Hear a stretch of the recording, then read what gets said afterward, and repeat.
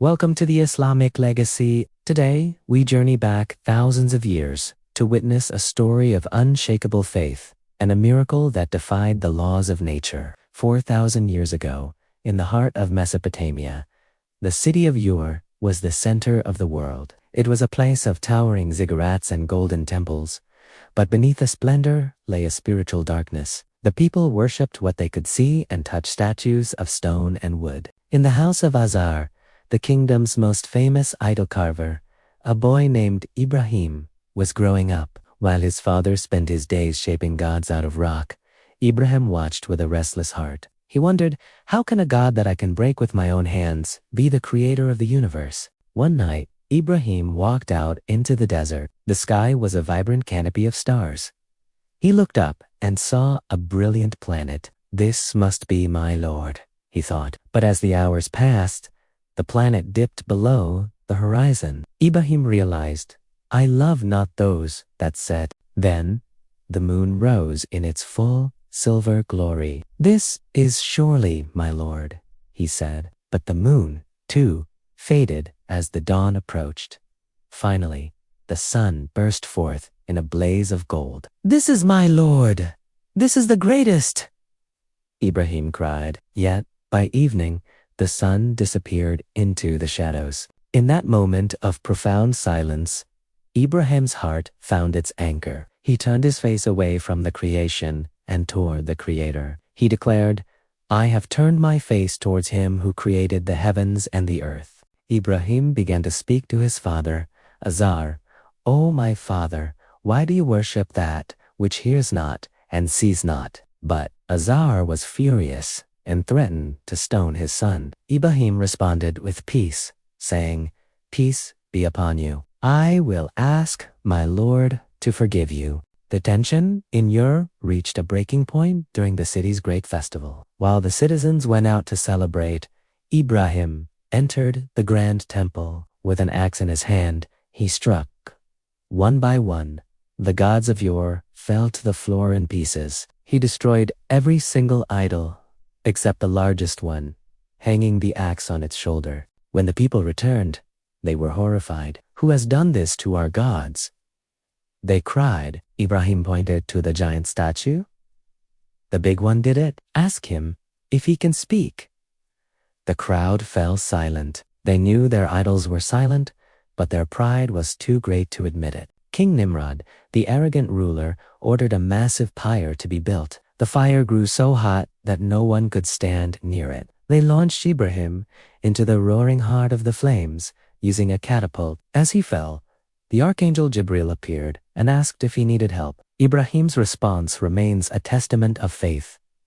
Allah is sufficient for me, and He is the best disposer of affairs. At that moment, a command echoed, O fire, be coolness and safety for Ibrahim. As the smoke cleared, the people saw a sight that defied nature. Ibrahim was sitting calmly in the middle of the furnace. The ropes had burned away, but his skin was untouched. He walked out of the embers as if walking through a garden. The fire could not burn the friend of Allah.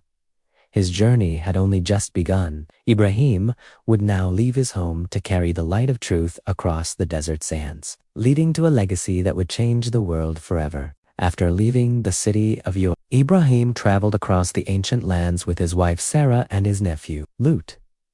They were strangers in a world of idols, carrying nothing but their faith. Their journey led them to Egypt, a land of great power and mystery. It was here that they were tested again, but through divine protection, they left Egypt with great blessings and a young woman named Hajar. Years passed, and though Ibrahim was a man of great status and wealth, he had no child to carry on his legacy. In his old age, he turned to the heavens and prayed, My Lord, grant me a child from among the righteous.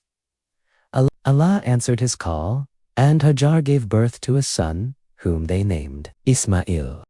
But the greatest test of Ibrahim's life was yet to come. Following a divine command, Ibrahim took Hajar and the infant Ismail into the heart of the Arabian Peninsula. They traveled 4 weeks until they reached a barren, desolate valley surrounded by black mountains. There was no water, no trees, and not a single soul in sight. Ibrahim placed Hajar and his baby son under the shade of a small tree, left them a bag of dates and a skin of water, and turned to walk away. Panic rose in Hajar's heart. She ran after him, crying out, "Oh, Ibrahim, where are you going? Are you leaving us in this valley where there is no one and nothing?" Ibrahim did not look back. He kept walking, his heart heavy with the weight of the command. Hajar asked again, and still he did not answer. Finally, she asked, "Did Allah command you to do this?" Ibrahim stopped and replied, "Yes." In that moment, Hajar's fear vanished, replaced by a legendary strength. She said, "Then he will not neglect us." Ibrahim continued until he reached a mountain pass where they could no longer see him. There, he raised his hands to the sky and made a prayer that would change history. "Our Lord, I have settled some of my offspring in an uncultivable valley near your sacred house, so that they may establish prayer, so make hearts among the people incline toward them, and provide for them from the fruits." Soon, the water was gone, and the dates were finished. Ismail began to cry from thirst. Desperate, Hajar ran to the top of a nearby hill called Safa, looking for any sign of life. Seeing nothing, she ran across the valley floor to another hill, Marwa.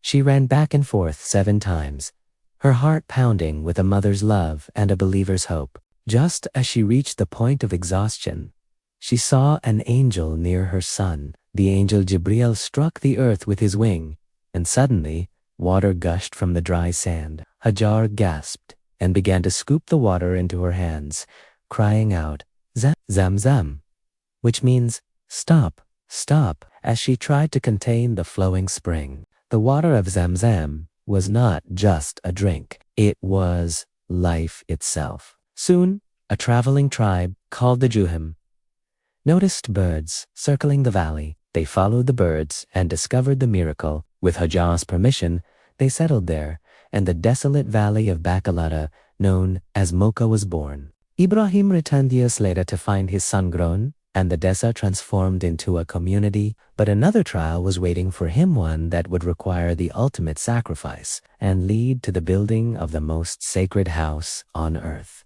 Years had passed since the miracle of the Zamzam spring. The barren valley of Makkah was now a thriving settlement, and Ismail had grown into a noble young man, the pride of his father's eyes. But for Ibrahim, the friend of Allah, the greatest test of all was yet to come. While staying in the valley, Ibrahim had a recurring dream. In this vision, he saw himself sacrificing his beloved son for a prophet. The dreams of the night are the commands of the day.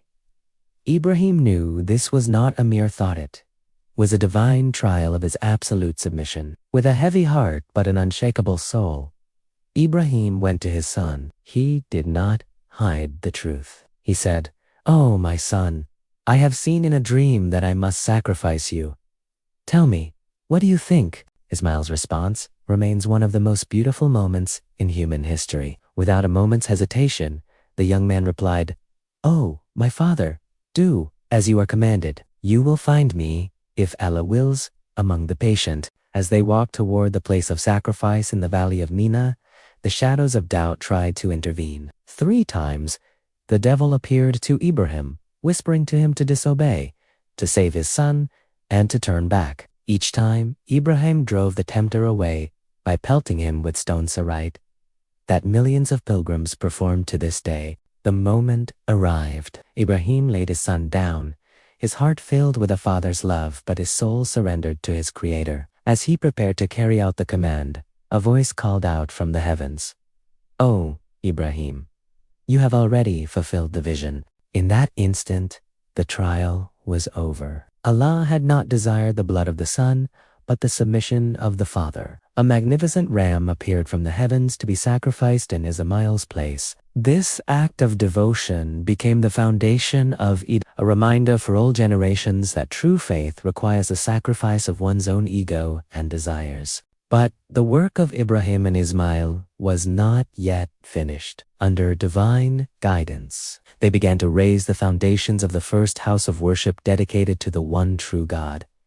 Together, father and son carried heavy stones across the desert heat as the walls grew taller. Ibrahim stood upon a large stone now known as the Maqam Ibrahim, which miraculously bore the imprint of his feet. As they placed the final stones, they prayed together, "Our Lord, accept this from us. Indeed, you are the hearing, the knowing." When the Kaaba was complete, Allah commanded Ibrahim to stand upon the mountain and call all of humanity to pilgrimage. Ibrahim wondered, "O Lord, how can my voice reach the whole world?" Allah replied, "You give the call, and I will make it reach." 4,000 years later, that call still echoes. Every year, millions of people from every corner of the earth descend upon that same valley, wearing the same simple white cloth, walking the same path between Safa and Marwa, and circling the same house built by the hands of Ibrahim and Ismail. The story of Ibrahim is not just the story of the past. It is the story of every soul that seeks the truth. It is a story that proves that when you leave everything for Allah, Allah gives you a legacy that never dies. If you found inspiration in this journey of faith, please subscribe to the Islamic Legacy and join our community. In our next story, we will journey to the cities of the plain to witness the powerful account of Prophet Lut and the trial of his people. We will see you in the next chapter.